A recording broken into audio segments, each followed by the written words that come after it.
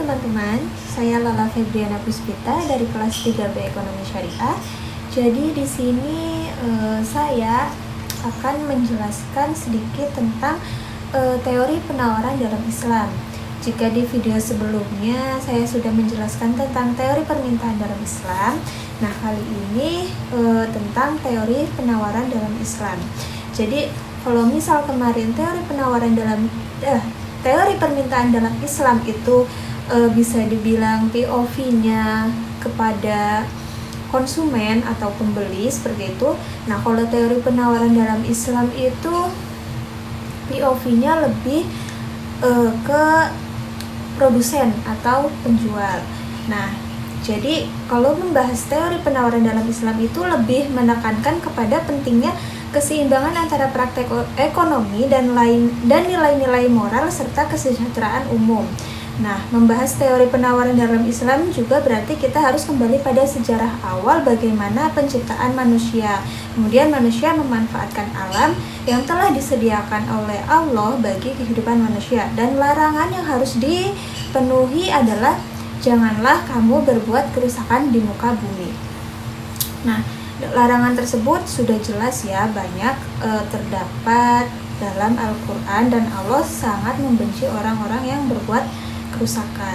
Jadi ketika kita berproduksi menggunakan alam untuk produksi yang kita buat lalu kemudian untuk memenuhi kebutuhan manusia, itu tidak boleh sampai merusak gitu ya. Misal kita itu memproduksi meja, kursi seperti itu, kita tentu membutuhkan kayu untuk pembuatan produksinya. Nah, membutuhkan kayu berarti artinya kita menebang pohon kan. Nah, dalam menebang pohon itu jangan sampai kita berbuat kerusakan, berarti harus menerapkan tebang pilih. Jangan semua ditebang akhirnya banjir dan longsor. Nah, kemudian apa sih hubungannya etika dan moral dalam proses produksi dengan fungsi penawaran barang dan jasa? Jadi ketika ada suatu proses produksi, misal kita memproduksi suatu barang nih, nah tapi dalam proses produksi kita itu kemudian menimbulkan polusi atau menimbulkan limbah yang harus kita olah, itu tentu saja akan memunculkan biaya lingkungan dan sosial. Nah, biaya lingkungan dan sosial itu tentu akan masuk ke dalam ongkos produksi. Otomatis ongkos produksinya akan meningkat dan penawarannya akan berkurang. Nah, peningkatan ongkos produksi dan penurunan penawaran itu tentu akan berpengaruh pada kurva penawaran. Nah, sebenarnya secara umum tidak banyak perbedaan antara teori penawaran konvensional dan teori penawaran dalam Islam jika hal itu dikaitkan dengan variabel atau faktor yang turut berpengaruh terhadap posisi penawaran. Bahkan dilihat dari kurva itu bahkan kalau dilihat dari kurva itu tuh sebenarnya sama, nggak ada yang berbeda. Nah, apa sih yang membedakan? Nah, yang membedakan itu mungkin berasal dari landasan filosofis dan moralitas yang didasarkan pada premis nilai-nilai Islam. Yang pertama itu bahwa Islam memandang manusia secara umum, apakah sebagai konsumen atau produsen, sebagai suatu objek yang terkait dengan nilai-nilai. Nah, nilai-nilai penting tersebut adalah kesederhanaan, tidak silau dengan gemerlapnya duniawi atau biasa disebut zuhud. Terus kemudian selanjutnya adalah norma-norma Islami yang menemani kehidupan manusia, yaitu halal dan haram, tentu saja ya. Nah, hal-hal haram itu ya kan tadi berkaitan dengan hal yang halal dan haram. Nah, hal-hal yang haram itu ya berkaitan dengan transaksi-transaksi berbahaya. Nah, berbahayanya itu bukan berbahaya bagi diri kita sendiri ya, tapi juga berbahaya bagi orang lain. Contoh sikap yang benar dalam menghadapi persoalan ini adalah kepatuhan terhadap diktum serta pencarian hikmah di balik itu. Dengan batasan ini, maka ruang lingkup penawaran dalam perspektif Islam menjadi lebih sempit dari ekonomi konvensional. Tentu saja ya, kalau konvensional itu kan tidak ada bisa dibilang peraturan gitu ya tentang penjualan atau produksi barang yang halal dan haram. Nah, kalau di ekonomi konvensional tentu hal-hal halal dan haram itu harus diperhatikan. Jadi kita sebagai produsen tentunya harus memproduksi sesuatu yang halal, tidak boleh yang haram, seperti itu. Nah, yang kedua itu ada tentang faktor-faktor yang mempengaruhi penawaran dalam Islam.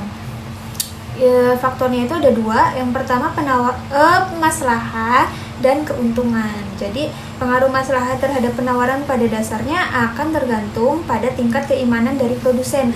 Jika jumlah maslahah yang terkandung dari dalam barang yang diproduksi semakin meningkat, maka produsen muslim akan memperbanyak jumlah produksinya. Nah, yang kedua adalah keuntungan, di mana keuntungan sendiri merupakan bagian dari maslahah karena ia dapat mengakumulasi modal yang pada akhirnya dapat digunakan untuk berbagai aktivitas lainnya. Dengan kata lain, keuntungan akan menjadi tambahan modal guna memperoleh maslahah lebih besar bagi pencapaian yang falah. Seperti itu ya teman-teman. Kemudian yang menjadi pembahasan dalam teori penawaran dalam Islam itu juga ada pengaruh pajak penjualan dan zakat perniagaan terhadap laba produsen. Pengenaan pajak penjualan atau pajak pertambahan akan meningkatkan average total cost. Nah, peningkatan ETC ini secara langsung berarti peningkatan margin cost ya. Nah, jika harga tetap pada tingkat harga semula, maka peningkatan biaya ini berarti penurunan profit karena total revenue tetap sedangkan total cost meningkat.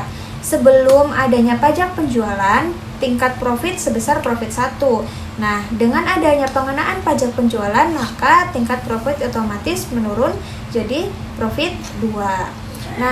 Nah, yang tadi itu pengenaan pajak penjualan ya. Nah, sekarang itu pengenaan zakat perniagaan. Nah, pengenaan zakat perniagaan ini pengaruhnya berbeda jika dibandingkan dengan pengenaan pajak penjualan. Nah, dalam Islam kan zakat perniagaan dikenakan bila terpenuhi nisab dan haulnya. Nah, bila nisab dan haulnya tersebut sudah terpenuhi, maka baru wajib dikeluarkan zakat sebesar 2,5%. Nah, objek zakat perniagaan dalam barang yang diperjualbelikan dalam ilmu ekonomi ini berarti objek zakat perniagaan adalah revenue minus cost atau pendapatan dikurangi biaya. Nah, pembahasan yang terakhir itu tentang internalisasi biaya eksternal. Nah, perilaku memaksimalkan profit seringkali mendorong produsen berlaku aniaya. Salah satu cara untuk meningkatkan profitnya adalah dengan memindahkan biaya-biaya yang seharusnya ditanggung oleh produsen kepada pihak lain. Contohnya, misal sebuah produksi itu menghasilkan limbah. Nah, kan tadi sudah dijelaskan bahwa jika suatu produksi menghasilkan polusi atau limbah, maka ada biaya tambahan, yaitu biaya lingkungan dan sosial. Biaya lingkungan dan sosial itu tentu saja menjadi tanggung jawab produsen. Nah, tetapi banyak ditemui kasus bahwa produsen sengaja membuang limbah tersebut mungkin ke pemukiman warga, ke sungai, dan lain sebagainya untuk meminimalisir biaya. Nah, itu tidak boleh ya, jelas ya, karena mungkin menurut mereka jika mereka membuang dengan sembarang limbah itu berarti tidak ada biaya tambahan kan dalam proses produksi itu, maka profitnya jelas akan naik. Nah, dalam ilmu ekonomi, tindakan produsen yang seperti ini itu disebut dengan negative externalities. Kan dalam ekonomi Islam itu sudah dijelaskan bahwa kita dilarang melakukan mafsadah, dilarang transaksi maisir, dilarang transaksi horor, dan dilarang riba. Nah, negative externalities ini yang disebut dengan mafsadah. Jadi sengaja membuang limbah yang harusnya diolah oleh produsen tersebut kepada ke sungai atau ke pemukiman masyarakat dengan tujuan biar ongkos produksinya itu tidak bertambah dan profitnya itu nggak berkurang, jadi tetap atau mungkin bisa naik. Nah, yang termasuk internalisasi biaya yang lain itu seperti misal dalam suatu usaha karyawannya itu biasanya ada tanggungan BPJS gitu, misal BPJS kesehatan seperti itu ya, itu juga termasuk internalisasi biaya. Jadi internalisasi biaya itu adalah biaya yang di luar dari memproduksi suatu barang tersebut. Paham tidak? Jadi misal kita memproduksi roti gitu ya. Jadi kita misal memproduksi roti jelas barang-barangnya itu ada mungkin terigu, telur, terus kemudian coklat dan lain sebagainya ya. Nah, yang termasuk internalisasi biaya dalam produksi roti itu tersebut apa? Jadi kayak misal produksi roti tersebut menghasilkan limbah atau menghasilkan sampah. Nah, kemudian sampah dan limbah itu kan juga harus diolah oleh produsen. Nah, itu yang dimaksud internalisasi biaya. Limbah tersebut kan tidak termasuk ke dalam biaya produksi yang digunakan untuk membuat roti tersebut kan. Membuat roti biayanya ya terigu, telur, pengembang, susu dan lain sebagainya. Nah, limbah itu tidak termasuk dalam ke dalam roti tersebut kan, itu di luar itu, tapi tetap harus masuk ke dalam biaya produksi seperti itu teman-teman. Ya, mungkin hanya itu yang dapat saya sampaikan.